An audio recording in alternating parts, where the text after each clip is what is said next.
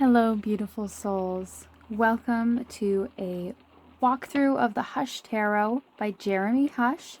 Now it is raining here today, so excuse the rain sounds. Hopefully it makes the video just really mellow, because I do specifically like to use this deck for shadow work. So I feel the rain and the mood just draws me into that place of just sinking into my shit and working through stuff.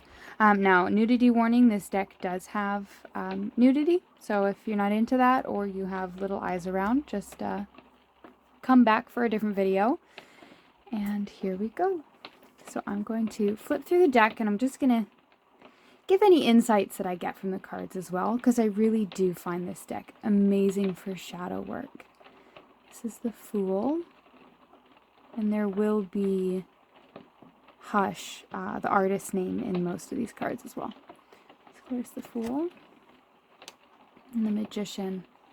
Now this card draws me into the darker aspects of the Magician and harnessing that power for overcoming pain is what I see from this a lot, and it's definitely working with demons instead of against them.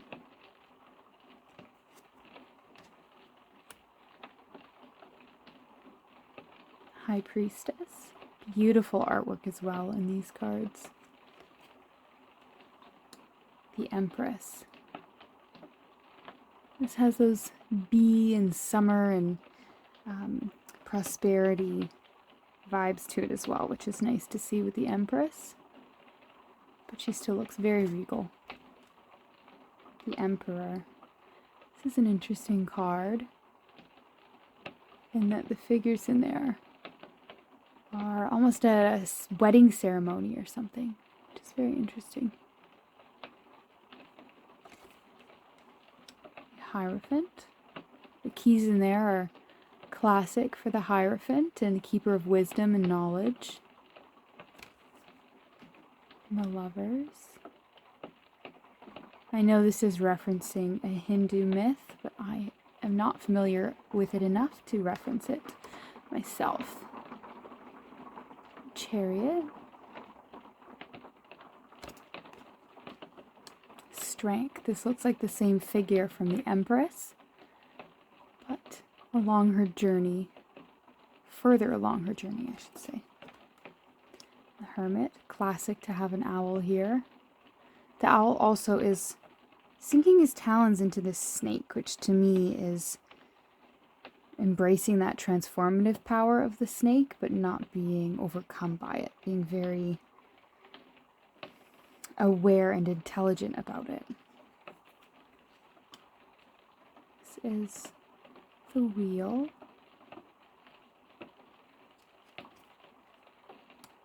Justice. Beautiful artwork. Hanged Man. He's caught up all in the wires there.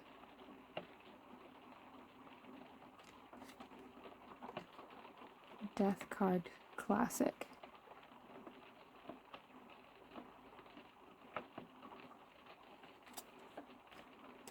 Temperance. Now some of the artwork is that darker, more macabre artwork, but if that is your style, this deck is amazing for it. And the Devil. I really like this card in that it invokes a sense of cute, sweet things having a darker, sinister nature to them, like these kittens wearing this devil's mask. And the Tower.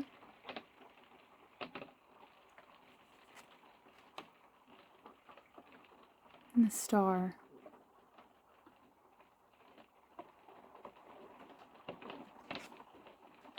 The Moon. These next few cards are some of my favorites in the entire deck.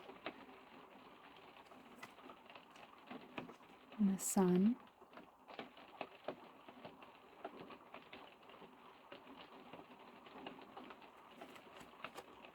Judgment. I love this with the sense of looking in the mirror and really seeing yourself. As far as shadow work goes, where it meets with the meaning of the Judgment card is really seeing yourself for who you truly are. And the World. Now moving into the Minor Arcana. We have the Suit of Wands first. The Ace of Wands. It's a frightening image with her eyes, but it almost invokes a sense of having an inspiration where there may also be fear.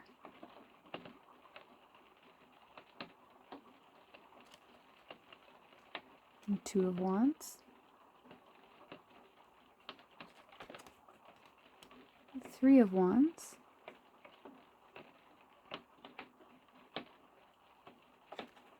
Four of Wands. That stability, matrimony aspect of the Four of Wands definitely coming up here.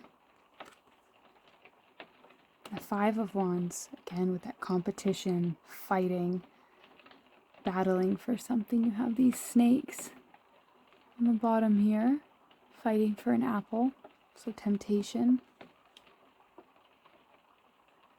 Six.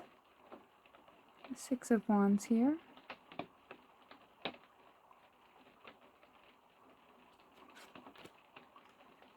Seven. Definitely a holding your ground energy with this card. An Eight of Wands.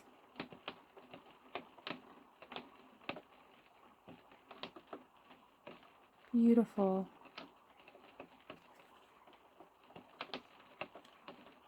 A Nine. Very forceful look in the horse's face, so it really resonates with this card's meaning. And a 10.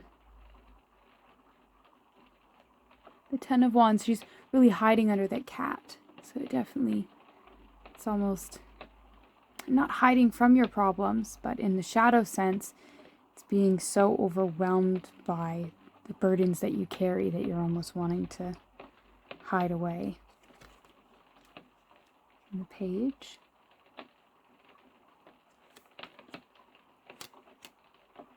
The Knight. The Queen. And the King.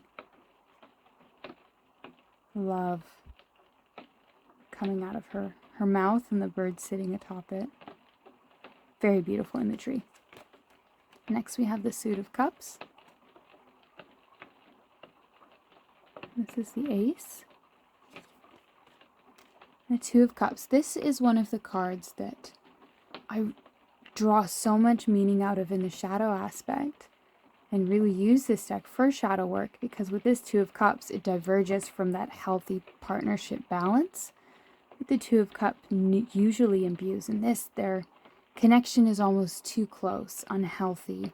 There's the skull in between them. It speaks of codependency for me. I really like this card. Three of Cups. Four of Cups. Five of Cups. Six of Cups. Now, this isn't a beginner deck because looking at the Six of Cups, it's very... If you didn't already know the meaning of this card, it would be very hard to understand and potentially derive more shadow or deeper meanings from it. So definitely recommend not starting with this deck as a starter deck, but coming into it with a solid base of knowledge. And the Seven of Cups.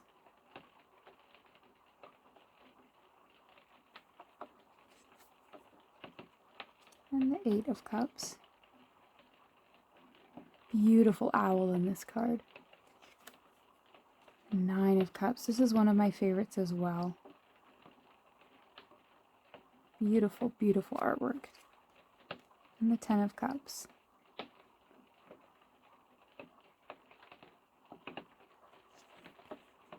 We have the Page. And the Knight.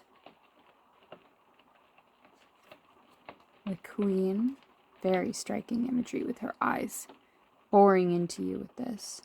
Very psychically aware with this card. And the King. And the next suit is the Suit of Swords. We have the Ace. And the 2. And the 3. Their eyes are they can be quite frightening if you're not a fan of that darker artwork, but to me it just really draws me in to my shadow. So 3 of Swords. It's also nice to see a representation of the 3 of Swords that is not just the heart with the 3 swords in it. It has more to the invoking with this. And the 4 of Swords, really summing up that taking a mental break. The 5 of Swords, the sword left behind, the one he's carrying, the one he's wielding, really giving the story of that card. And the 6 of Swords. Now, these are actually piranhas in the water as well. So it's a sense of moving away, but of trepidation while you do that, and that the waters themselves aren't smooth sailing. Emotionally, there are fears in the water, and you're trying to stay above them in your mind and in your thoughts. Now we have the 7 of Swords. All the keys, definitely a lot to pull from. The 8 of Swords. This has a lot more peace in her stance than traditionally with the 8 of Swords, but definitely the sense of keeping her eyes closed, not seeing, just staying in that sense of fear, even if you don't have to. The 9 of Swords, and this is more that heavy depression, which definitely comes through in the artwork. And the 10 of Swords, beautiful, beautiful depiction of this card. And the Page. And the Knight. And the Queen. And the King. Now the last suit is the Pentacles. We start with the Ace of Pentacles and the 2 of Pentacles. It's interesting with the grenade there, the pin not being pulled, as far as the meaning of the 2 of Pentacles and that balancing. It's almost balancing the grenade so it doesn't go off. And the 3 of Pentacles. 4 of Pentacles. 5 of Pentacles. Such a monochrome card for this, where it invokes that sense of hopelessness I personally get from the 5 of Pentacles. The 6 of Pentacles. And the 7 of Pentacles.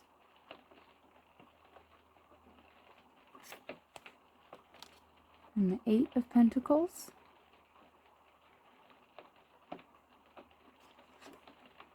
The 9 of Pentacles. And the 10 of Pentacles.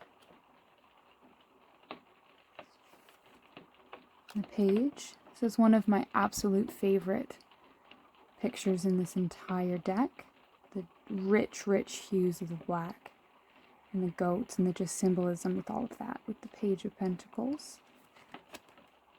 The Knight of Pentacles. Queen of Pentacles. And lastly we have the King of Pentacles.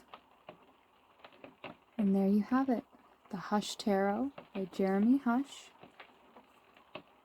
I hope you enjoyed. Have a blessed and beautiful day. Bye.